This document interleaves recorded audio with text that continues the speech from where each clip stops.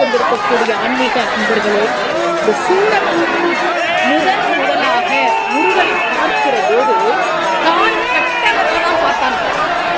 இன்னும் முருகனுடைய முகத்தை பார்க்கல. அவனுக்கு முருகன் எப்படி இருக்கானே தெரியாது. சின்ன பையன், பல்முளைக்காத பாலகன், அப்படிதான் அவன் நினைச்சுக்கிட்டு இருந்தான். முருகனை முதலாக நேரில் சந்திக்கும் போது எல்லாரும் இறந்து போயிட்டான். அவன் படையில் இருந்த அத்தனை வீரர்களும் இருந்தார்கள், அவனுடைய பிள்ளைகள் இருந்தார்கள், அவனுடைய தம்பிகள் இருந்தார்கள். முருகனை